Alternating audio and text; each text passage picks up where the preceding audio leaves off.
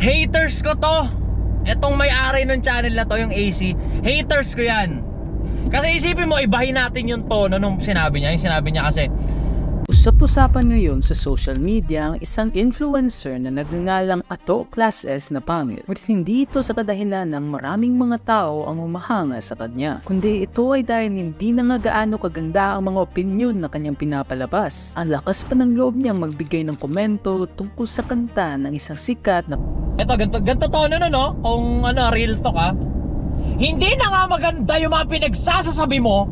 Hindi na nga maganda yung mga opinion mo. Ang lakas pa ng loob mo na magbigay ng komento sa Hip Hop Choice Award. Ganun yun. Noong March 8, 2023, Kenty Best Boy uploaded a video sa kanyang TikTok page titled How to Rest Properly. Isang TikToker na mayroong mahigit 2 million followers na kung saan ine-explain niya kung paano nga ba mag-rest ng maayos. May wala naman akong ginawa today, pero parang pagod pa rin, oh. Na nag-rest ka.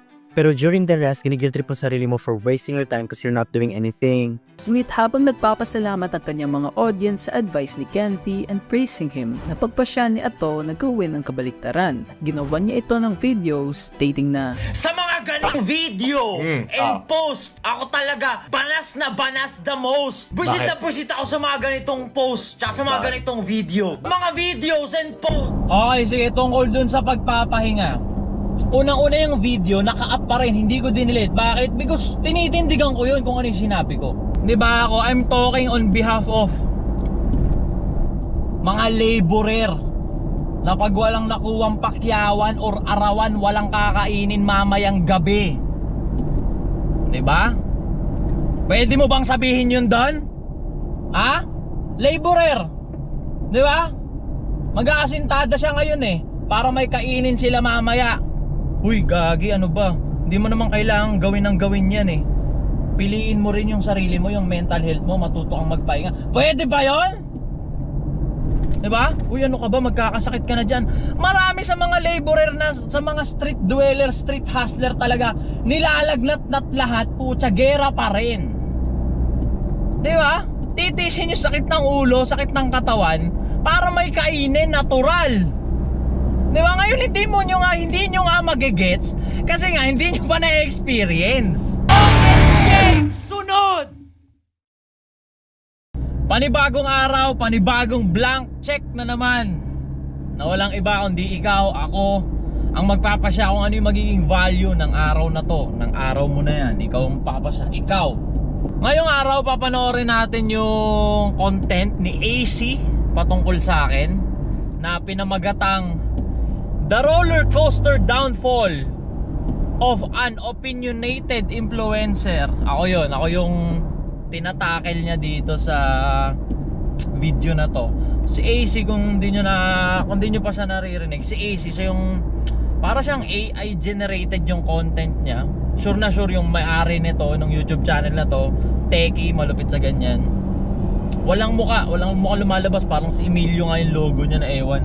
Tapos kada may tao na it could be naging successful na tao or bumagsak na tao, in this case tackle niya ako yung topic niya, tapos roller coaster downfall daw. Okay, sige, panoorin natin. Actually magaling to siya, magaling tong mag-content, magaling tong mag-gather ng info para bago niya i-content ang isang tao. Panoorin natin. Usap-usapan ngayon sa social media ang isang influencer na nagngangalang Ato Class S na pangit. Ngunit hindi ito sa kadahilan ng maraming mga tao ang humahanga sa kanya, kundi ito ay dahil hindi na nga gaano kaganda ang mga opinyon na kanyang pinapalabas. Ang lakas pa ng loob niyang magbigay ng komento tungkol sa kanta ng isang sikat na Pinoy pop member. Paano nangyari yun? Teka, balik ko ng onte. Ulitin ko. Usap-usapan ngayon sa social media ang isang influencer na nagngangalang Ato Class S na pangit. Ngunit hindi ito sa kadahilan ng maraming mga tao ang humahanga sa kanya, kundi ito ay dahil hindi na nga gaano kaganda ang mga opinyon na kanyang pinapalabas. Ang lakas pa ng loob niyang magbigay ng komento tungkol sa kanta ng isang sikat na Pinoy pop member. Paano nangyari yun? Haters ko to. Etong may-ari ng channel na to, yung AC. Haters ko yan. Kasi isipin mo, ibahin natin yung tono nung sinabi niya. Yung sinabi niya kasi, ako daw yung nagbibigay ng opinion kahit walang kwenta. Parang ganun, di ba? Ang lakas pa ng loob magbigay ng komento. Parang ganun yun eh. Di ba? Malumanay lang yung boses na napili niyang gamitin eh. Pero ganun yun eh. Di ba? Parang wala daw kakwenta. Parang ganun. Sinasabi niya, walang kakwenta-kwenta yung mga opinion ko, yung mga naging content ko. Tapos ang lakas pa ng loob ko magbigay ng komento. So sa madaling sabi, haters ko to. Ano, ulitin ba natin sa haters ko to, sure ako 100%.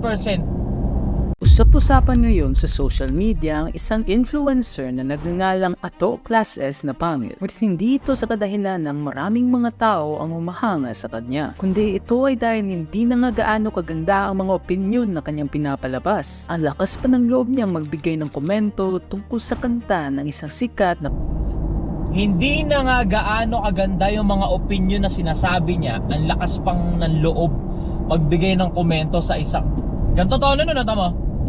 Ang lakas ng loob mong magbigay. Eto, ganto tono nun, no? Kung ano, real talk ha. Hindi na nga maganda yung mga pinagsasasabi mo. Hindi na nga maganda yung mga opinion mo. Ang lakas pa ng loob mo na magbigay ng komento sa Hip Hop Choice Award. Ganun yun. Ganun yun, kung totoo ha. Kung real talk, kung hindi play safe, ganun yun.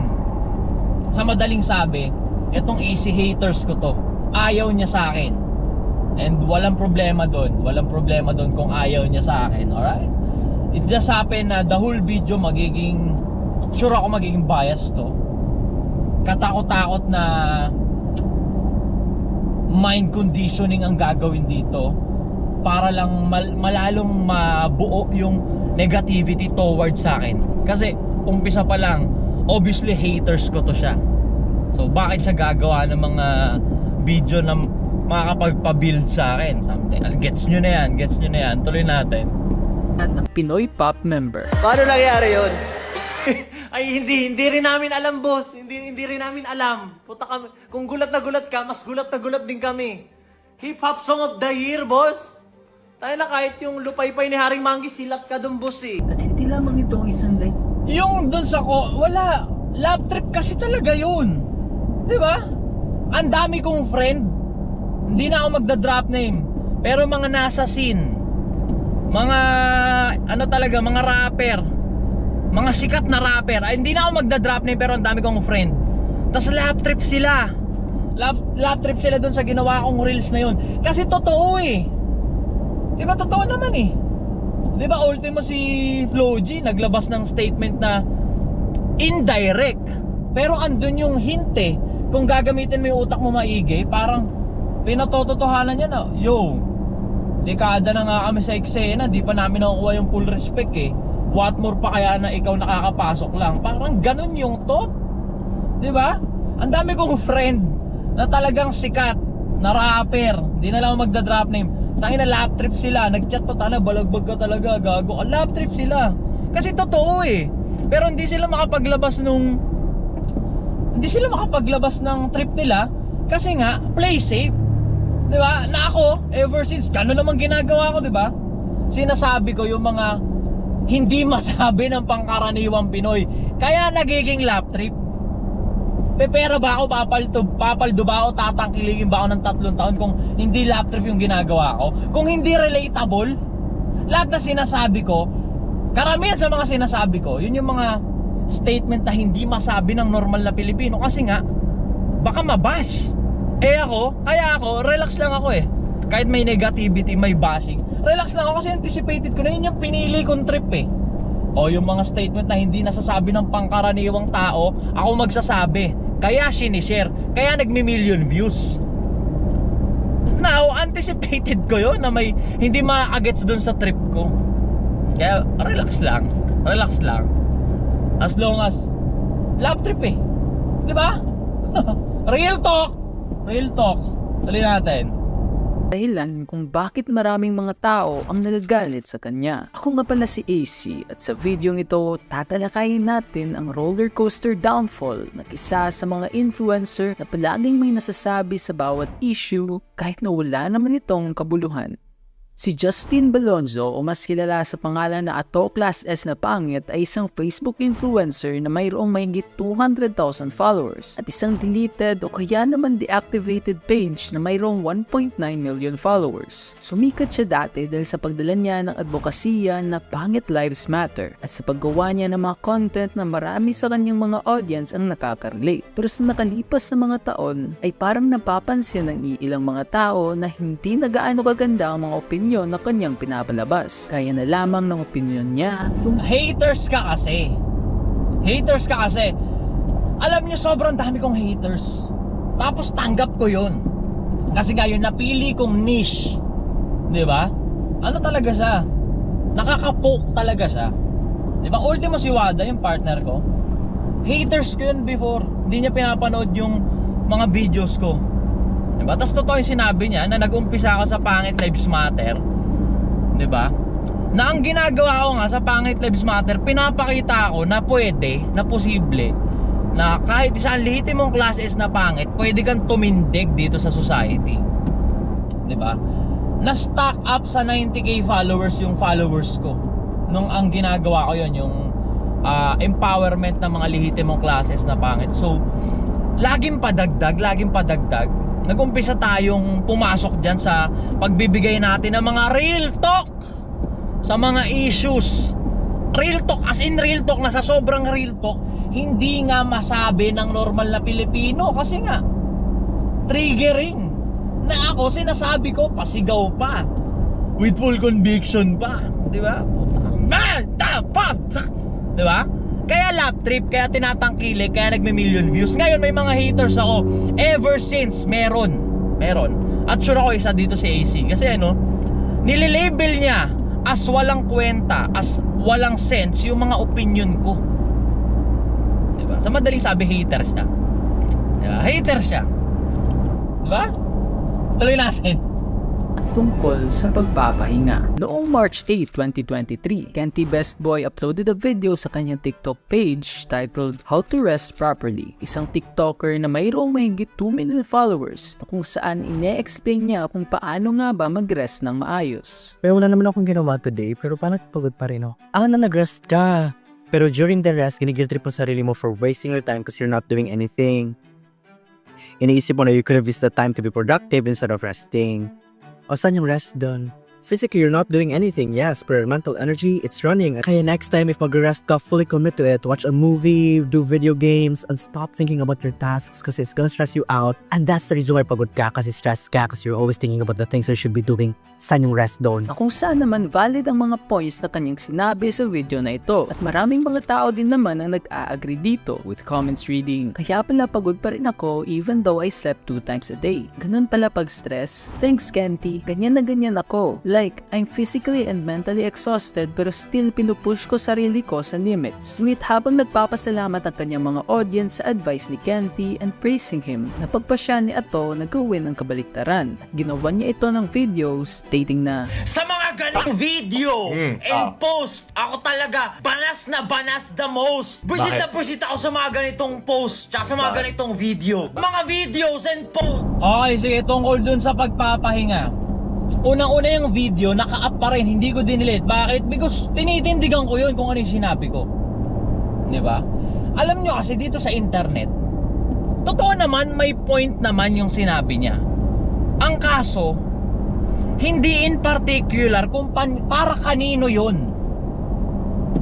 Gagets nyo? Parang ano yan eh, magbibigay ka ng advice sa pambinata, tapos ipipilit mo dun sa pamilyado. So hindi siya mag-fit in, di ba? Hindi in particular, talagang bato lang sa hangin.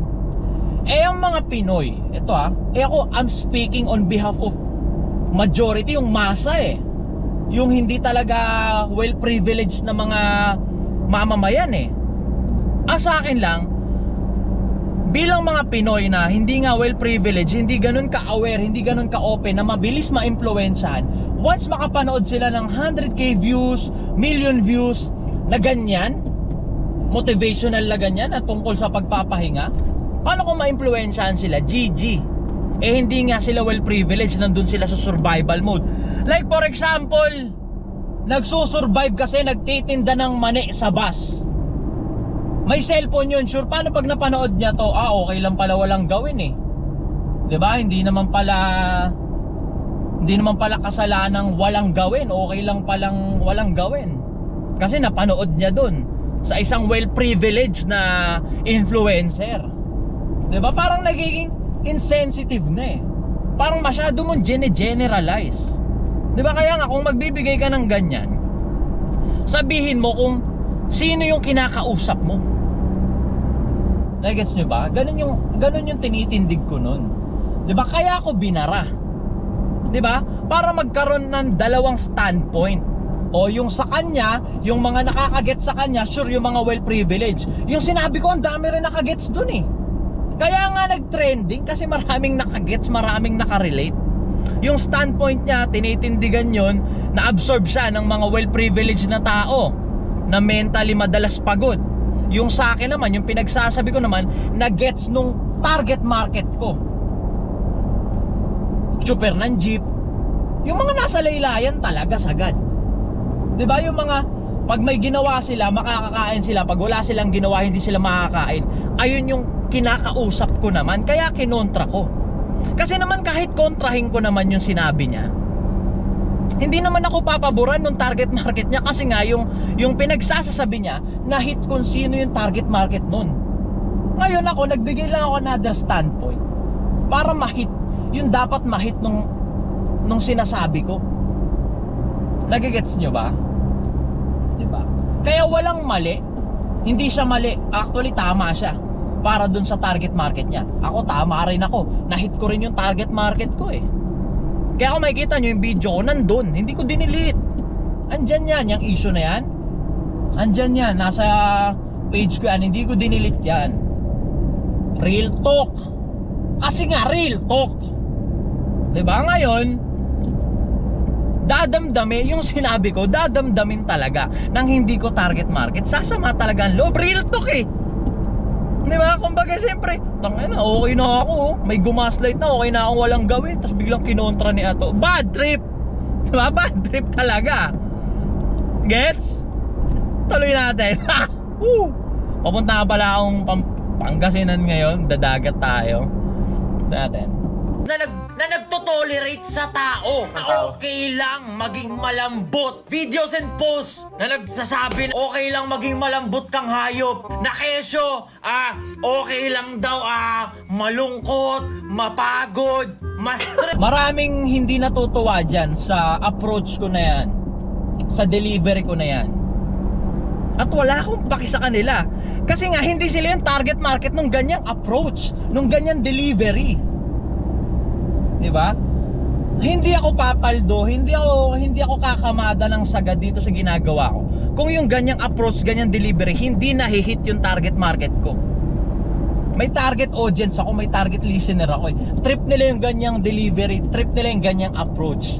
Ngayon yung nababatrip sa ganyang approach kayo, so dinadaan sa sigaw, wala namang point, hindi ikaw yung target listener ko. At kung hindi mo ako nagigets, hindi mo ako trip, walang problema at all. Kasi nga hindi ikaw yung target audience ko, hindi ko yung target listener ko. Nagigets kita. Ngayon, ako ang concern eh. Concern na nga ako sa'yo kasi kung yung hate mo ganyan kasagad dahil lang hindi mo gusto yung approach and delivery ko, nababahala ako para sa'yo. Diba kasi apektado ka sagad? Diba? Tuloy natin. Stress, manghina, ma-depress, and that's normal daw. Hinihimok kang maging hinihimok kang maging walang pakinabang na nilalang. Ayon pa sa kanya, ayaw daw niya sa ganitong klaseng mga videos. Mga videos na nagpo-promote na okay lang maging malambot at hinihimok ka daw maging mahinang nilalang. Kaya maraming mga tao ang nagtatanong kung saan nga ba niya nakuha ang mindset na pagiging malambot daw ang pagpapahinga. Normal naman talagang mapagod, malungkot at ma-stress. Lahat naman tayo ay tao lang. Ako kasi danas ko eh. Hindi ako well-privileged na nilalang. Zero talaga. Lahat ng nakakakilala sa akin personal, alam nila istorya ko, alam nila kwento ko. Hindi ako well-privileged. Danas ko yung ganun. Yung pag wala kang ginawa, wala kang S-dup, wala kang food trip, alaluts ka, danas ko yun. Ngayon, yung mga hindi makakagets, natural, hindi nyo na-experience. Yung mga nakakagets sa akin, yung mga naka-experience, syempre. Ngayon, kung hindi mo magagets yung sinasabi ko, kahit Tagalog tong pananalita ko, unang-una, kaya di mo naiintindihan kasi nga hindi mo pa nararanasan. Diba? Pag wala kang ginawa, alaluts ka. Isang kahig, isang tuka, sagad man. Diba? Hindi mo maintindihan hanggat hindi mo mararanasan. Yeah. Tuloy natin. Lahat naman tayo ay tao lang, walang perpekto dito sa mundo. Lahat tayo deserve magpahinga. Gusto ata ni Ato pag nakahiga na sa kabaong biglang gumising. At dahil din sa video na ginawa ni Ato, laking kulat ng mga audience ni Paulul nang bigla na lamang itong nasali sa kanyang reaction video. Na kung saan ayon pa kay Paulul, Pero ang bilis ng talo na to, ha? Pinagsasabi mo, mahigpit ba yung sombrero mo? Tanggalin mo na nga yan. Lagay mo nga sa akin. Sinasabi lang niya magpahinga ka, di ba sinabing magpakahina kang tao o sinasabi lang niya, kunyari, doon sa linggo na Diba? Yung mga magagalit sa akin, nasa bahay, nasa may magandang bubong, hindi kailangan sumagad physically para may kainin, may aircon, may mabilis na internet. Diba ako, I'm talking on behalf of mga laborer na pag walang nakuwang pakyawan or arawan, walang kakainin mamayang gabi. Diba? Pwede mo bang sabihin yun doon? Ha? Laborer. Diba? Mag-aasintada siya ngayon eh, para may kainin sila mamaya. Uy, gagi, ano ba? Hindi mo naman kailangan gawin ng gawin yan eh. Piliin mo rin yung sarili mo, yung mental health mo, matuto kang magpahinga. Pwede ba yon? Diba? Uy, ano ka ba? Magkakasakit ka na dyan. Marami sa mga laborer na, sa mga street dweller, street hustler talaga, nilalagnat-nat lahat, putya, gera pa rin. Diba? Titisin yung sakit ng ulo, sakit ng katawan, para may kainin, natural. Diba? Ngayon, hindi nyo nga magigets, kasi nga, hindi nyo pa na-experience. Diba? Kami, gets namin kayo eh. Gets, naiintindihan namin kayo. Mga hindi pa kasi nila naranasan kaya di nila maintindihan. Ngayon kami, ang nakakapagtaka, karamihan sa inyo na hindi nakakaintindi, college graduate, may pinag-aralan, well-privileged, kumpleto sa resources, tas yung simpleng pakikibagay sa sitwasyon ng kapwa mo Pilipino, hindi mo maintindihan. Fuck! Ay ako ganon. Ganon ako eh. Kahit kumakamada na ako dito sa internet, hindi nawawala yung ano ko, yung side ko na ganun nanggaling ako sa ganun. Diba? Kaya hindi porkit pumapaldo ako, nawawala yung espiritu ko nun. Kaya ako yung nagiging boses nila on behalf of them. I'm talking on behalf of them. I'm speaking on behalf of them. Lahat ng ginagawa ko para sa kanila, para ipakitang posible. Pak. Eto dapat, ganto. Hindi yan. Diba? Tumitingin lang ako sa pinanggalingan. Kaya never ko silang dinisregard. Ganon yun. Ang utak yan. Nakahirap ka, nagtrabaho ka, nag-aral ka, kung ano man pinagdadaanan mo sa buhay, na kunyari sa araw ng linggo o ng Sabado, kalimutan mo muna yan, di ba? Ipat mo sarili mo sa likod, good job, at magpahinga ka, mag-enjoy ka, magkaroon ka ng hobby. ngunit kahit na nasama lamang si Ato sa mga memes na nire-review ni Paulul, ayon pa sa comment na ito, feeling na daw kaagad ni Ato na may katapat na daw ito dahil gumawa din ito ng video responding to Paulul's reaction, stating na, Alam nyo, kayo. Diba kayo, yan si Paulul, yung mga TikToker na nagbibigay ng mga ganitong klaseng encouragement video na okay lang yan. Putangin na okay lang, wala kang gawin maghapon, 'di ba? Na nasasabi nyo lang yan, 'di ba? Kasi wala naman kayo sa sitwasyon. Ha? Ang kukomportable ng buhay nyo. Malamang sa malamang, hindi kayo dumating dun sa point ng buhay nyo, 'di ba? Nag-overheat yung GoPro, pucha. Ayan yun. Nag-overheat yung GoPro, tas nag-focus na muna ako sa driving. Bali, stop over muna tayo. Papunta tayo ng Pangasinan ngayon, magdadaga tayo because why not? Andito tayo sa unang stop over pagkakapasok mo pa lang ng T-Flex. Di ko alam kung nakikita nyo ba. Mag-isa lang tayo, wala tayong kasama. Ayun, Resibo, wala tayong kasama.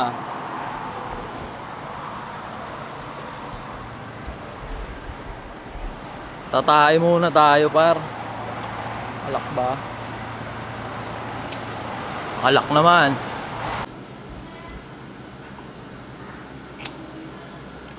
Pag bumabiyahe kayo ng malayo, kayo may iya tumae.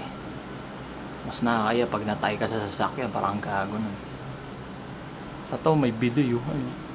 Wow.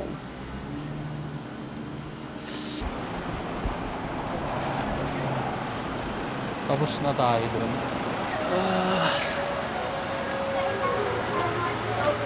Yo, bossing ko. Ano? Balik na tayo sa biyahe para di tayo gabin.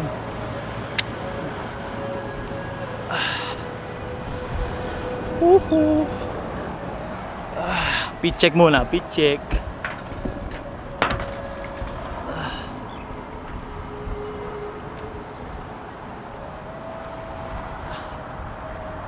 Tara, para di na tayo gabin. Sa Jollibee Drive-thru, ano po yung order po nila? Isang ano nga po, Ano po? yung ice latte po. Ice latte large na po ba? Opo. Okay sir, ano pa po? Tsaka isang medium fries po. I'm sorry sir, pero sold out po kami sa fries. Wala po kaming fries ngayon. Ano na lang po, 6 pieces nuggets na lang po. Okay po, 6 pieces na chicken nuggets po. Opo. Ano po yung beef niya sir? Gravy, barbecue, sriracha. Barbecue po. Okay po. Ano pa po? Okay na po yan. Okay sir, next window na lang po, 175 po. Bili muna tayo ng kutkutin par. Gawa ng mahaba-haba pa yung biyahe natin. Madilim ba dyan? Titignan natin kung pwede kong liwanagan sa edit yan. 3 hours pa. First time rides ko to ng mag-isa. Thank you, bossing. Sunod! Anong lugar na to, par? Binmali, sir. Paano? Binmali po, Dagupan. Dagupan, Pangasinan? Pangasinan po, Binmali. Alright, nandito na tayo sa Pangasinan. Saan punta niyo, sir? Dito sa Bulinaw. Ano na pangalan niyo, sir? Sarato. Ay, Sarato pala. Yun. Sarato po. Ang mga ano ng mga pangit. Yeah! Yung par, sagad mo pa. Sarato po. Sunod! Andito na tayo ngayon sa pagpapaliguan natin. Madilim na par, gabi na eh. Walang tayo ng sinilas. Buti umabot pa tayo dun sa receptionist. Pag-park na tayo. Sobrang dilim, gabi na eh. May 86 daw na naka-check-in. Pang 87 ako. Sobrang dilim man. Di ko alam kung kita ba ako dyan. Sagad na siguro yan. Bossing ko. Opo. Thank you, sir. Yung SB natin, sir, na. Wala pa. Di pa naandar.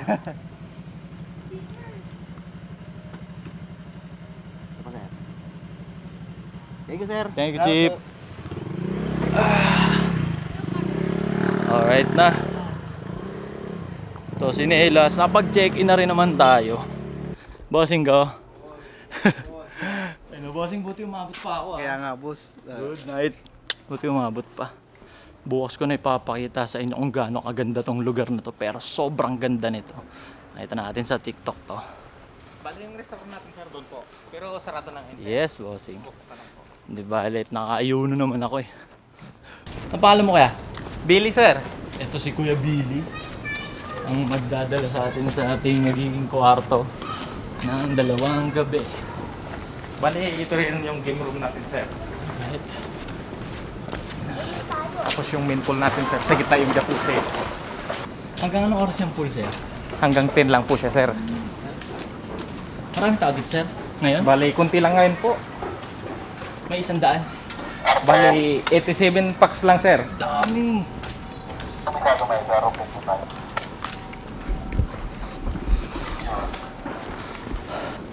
Sobrang solid na magiging part 2 natin bukas.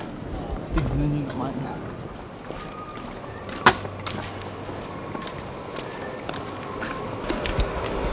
Gandang kwarto natin, par. Wow. Bali, tawag na lang sir kung may kailangan. Thank you, sir. Sobrang solid. Ito yung magiging bahay natin ng 2 gabi.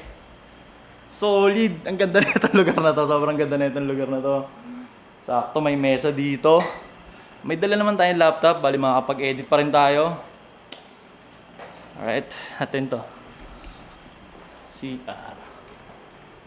Uy, tang ng CR yun oh. Wow. Wow, wow, wow. Balagbag.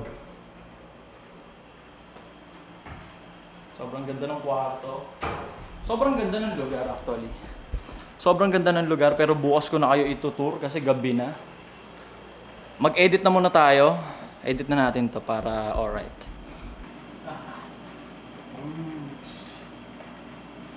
Bakariragin. Ayos. Edit na natin to. Wala nang masyadong mahabang outro. Kita-kits tayo maya-maya lang onte.